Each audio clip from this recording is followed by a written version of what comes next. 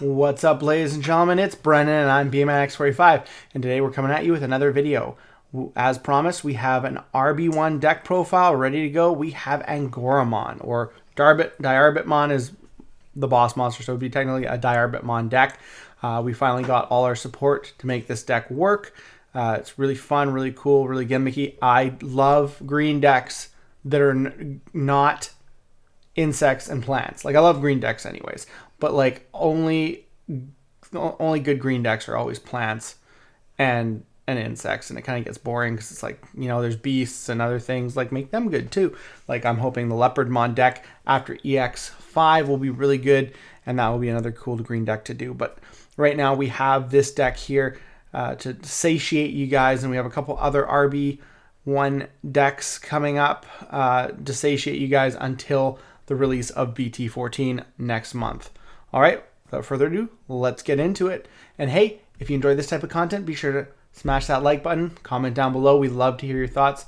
Subscribe to the channel and hit the bell for notifications so you don't miss a single minute of the fun. All right, getting into it, we have our eggs here. We have 4 Pinamon. Pinamon, I feel, is one of the best choices of eggs for this deck. It's when attacking once per turn.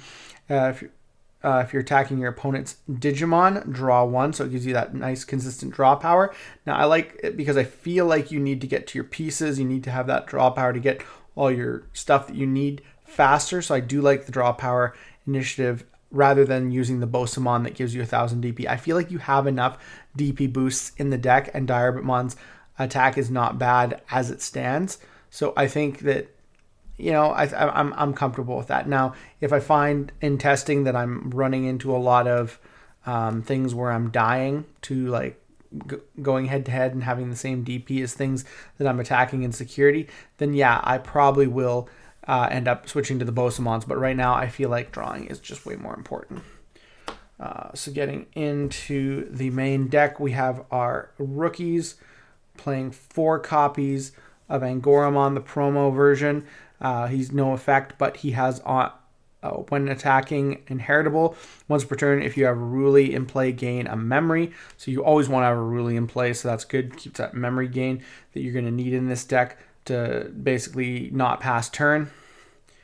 We play 4 copies of Angoramon, the new RB1 version, which is on play. Reveal the top 3 cards of your deck. Add 1 card with Angoramon in its text and 1 Ruli from among them to your hand. Place the rest on the bottom of your deck in any order. So the cool thing about that is it's any card with Angoramon in its text. So that includes name, effect, inheritable effect, special digivolution requirements, anything like that. So you can actually add 2 Rulis with this, because a lot of the Rulis have Angoramon in its text. So you could potentially add 2 Rulis with this as targets, so that's kind of cool. And also, it's inheritable as well. Your opponent has no unsuspended Digimon. This Digimon gains 1000 DP. So there's one of your boosts right there. We play 3 copies of the Angoramon from BT10, which is your turn once per turn when a green tamer is played, draw 1, and it has the inheritable when your opponent's Digimon becomes suspended, draw 1. So it's really good. It's good. Good draw power and good overall, but I decided that I thought I only really need 3 of it, especially since I got the Pinamons as well. So I decided to play 2 of the blocker Angoramon. If your Diarbbit can't unsuspend for any reason at the end of the turn, puts you in a different difficult place because he's your blocker and you don't necessarily want him to die. So maybe if you haven't passed turn and you can't unsuspend him, you can at least play that, and then that's a blocker your opponent has to get rid of in order to get over your Diarbbitmon. And it also has while your opponent has no unsuspended Digimon, gains 1000. So, you know, really good. If I did change a few things around, I would probably drop this for, you know, a 4th one of that, and that would probably be good enough. You could probably get away with 10 rookies, 12 rookies, but 13 is not a bad number too. So I'm liking that. So I'm going to stick with that for now. On to the champions. We have 4 Samba Angoramon. So you have Angoramon, its text and its name. When digivolving, if you don't have a Ruli, play a Ruli without paying the cost. Really good. Inheritable plus 1000 if your opponent has no unsuspended Digimon. So again, really good. We have 4 of the BT10 Samba Angoramon, which has the same when your opponent as only an inheritable of when your opponent's Digimon, it becomes suspended, gain a memory, and that's once per turn. So again, keeps that memory gain, so you can kind of mix that with the DP boost. That's really good. And then we play one copy. I wanted to play two, but I just don't have the room, and I think it's not as good. I do like playing 10 champions, but I'm hoping that in this deck you have a way of getting over your champion lines. So I'm hoping that 9 will be enough. And it has jamming, and then an inheritable when your opponent has no unsuspended Digimon. This Digimon gets plus 1,000. So the jamming is really cool because you can attack with your level 4. That's it. Just 9 level 4s. Like I said, if I ever change something around, I might play a second one of that. It's pretty good. You could play a hybrid for game, but with the next couple cards, it's kind of important to keep your Angoramon names. So Lamortmon from BT13. So this doesn't have Angoramon in its name, but it does have Angoramon in its text, which can be really important. So he's got a hand main effect. If you have a Ruli, by placing one Samba Angoramon from your hand as one of your Angoramon's Bomb Digivolution cards, that Digimon digivolves into this card for a Digivolution cost of 3, ignoring Digivolution requirements. So you can warp from your level 3 into him by placing the Samba Angoramon underneath your Angoramon, which is really cool. And you just got to have a Ruli on the field. And then his inheritable is your turn once per turn when this Digimon declares an opponent's Digimon. When this Digimon deletes an opponent's Digimon by battle, trash the top card of your security stack. So even if you're attacking all your opponent's Digimon and not attacking security, you're still trashing their cards, which are good because then you don't need to worry about DP because you're just trashing them. And then, so that's good too. And we play 4 copies of the RB1 Lamortmon, which when digivolving, this Digimon gains piercing for the turn. Then if a Digimon card with Angoramon in its name is in this Digimon's Digivolution cards, suspend one of your opponent's Digimon. So that's really cool. You're always going to have that, so it's really good. And it has the same inheritable, trash security. So, you can get piercing, you can trash the security, you can attack over the Digimon, you can get rid of 2 cards in one foul swoop. It will be only for the turn, so if you do go to your opponent's turn, then he doesn't have the piercing, so that's kind of the downside, but just really strong. And they have Angoramon in their text, so you can search them. Onto the Megas, we have, I almost got 4, but I got another one on the way of the Altarts. We have the 4 Diarbbitmon from RB1. He's a blocker, 4 cost to Digivolve. When Digivolving, when attacking, suspend one of your opponent's Digimon. Then if your opponent has no unsuspended Digimon, gain 1 memory. So this can help you not pass turn in combination with the other effects. And then he has an end of turn. One of your Digimon with Angoramon in its text may attack an opponent's Digimon. So he has Angoramon in his text, so he can use that ability. And so that's really good. So you attack, end of turn, you attack with him.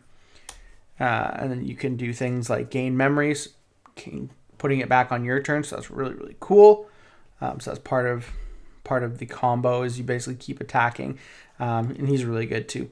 And then we play 3, and I think 3 is a good enough number. I was settling, I saw people playing 2, I said people playing 4. I think I liked 3 as a good number just for consistency's sake. Of the promo Diarbbitmon, which is when digivolving, suspend 2 of your opponent's Digimon all turns, once per turn, when one of your Digimon deletes an opponent's Digimon by battle and survives. If Angoramon is in this Digimon's Digivolution cards, unsuspend one of your Digimon. So that's really sweet because it lets you that free unsuspend. You can unsuspend him, you can unsuspend the other Diarbbitmon if you have both of them on the field and combo off. This is really good, and you get to suspend 2 Digimon. So that's really powerful. So he makes the deck really good. He is a really big consistency boost. But yeah. That's it for the Megas. We run 1 last Digimon, 2 copies of Quartzmon. Quartzmon for game. It's a green deck. I play HPD. It's just there. It just adds to problems for your opponent to get around. So it's kind of a no-brainer, really, for that. Quartzmon. You drop a Quartzmon and they're already worried about dealing with your other stuff. It's kind of like GG, game over. For the Tamers, we play 4 of the new Ruli, 3-cost Ruli from RB1. Your turn, when one of your Digimon digirolls into a green card with Beast, Animal, Sovereign, other than Sea Animal in one of its traits, by suspending this Tamer, reduce the Digivolution cost by 1. So you got your Digivolution cost reduced with your Rulis, and then end of your turn, once per turn, you may unsuspend one of your Digimon with Angoramon in its text. So the combo is you pass turn, you attack with him, you suspend one of your opponent's Digimon so you can attack into it, gain a memory, bring it back over to your turn, and then you tap the Ruli to unsuspend this and do it again. And that just helps you just go through your opponent's security super fast. So yeah, multiple Rulis on the field is really, really good. So that's the kind of the combo in it. Then so you have to play 4 of this. It's your main thing. We play 2 Rulis from the promo set. When one of your Digimon with Angoramon in its Digivolution cards attacks by suspending this Tamer, that Digimon gets 3,000 DP for the turn. So that right there makes you super huge, and then you don't have to worry about a lot of things. So I'd like 2 because I want to see it. I know some people play 1, but I kind of feel like you want to be able to get that a lot of the times on the board with a couple of these Rulis. So I kind of feel like it's important to have at least 2 copies. And then we play 1 Mimi because it's green deck, and Mimi's super good. You know, getting your eggs out and having your memory setter is always nice. But I think 1's good enough because you're not going to worry about memory in this deck as much. It has tons of memory gain. So there's that. So that's it for the Tamers.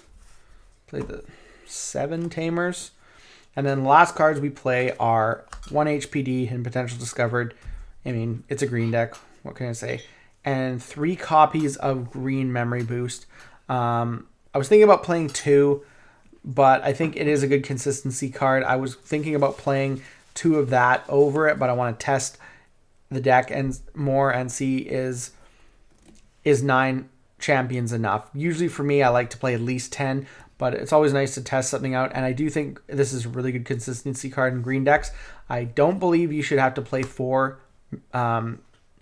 memory boosts in a deck. I feel like sometimes if you have to play 4 memory boosts, then maybe you should look at the quality of the deck. But 2 to 3, I think, is still a good number in some decks and really helps with the consistency. So that's kind of what I did with that. But overall, I'm liking the deck. I think it's really great. It's just a really cool idea for green, the whole suspension, unsuspending, and all the piercing and trashing. It's just really good. I'm really glad that they finally was able to get all this support out so that I could play this deck more. Tell me what you guys think. Did you like it? Do you think it's a worthwhile deck? I don't know if this is tournament worthy. I haven't got a chance to test it enough. I would love to see this top in tournaments. So I'm hoping someone's going to bring it to a tournament and see what their take on it is. But tell me what you guys think about mine. What do you think I could do better? Looks like that's all the time we have for this video. Thank you very much for tuning in, and we hope to see you in the next video. And as always, have a wonderful day, and that's all for now, folks.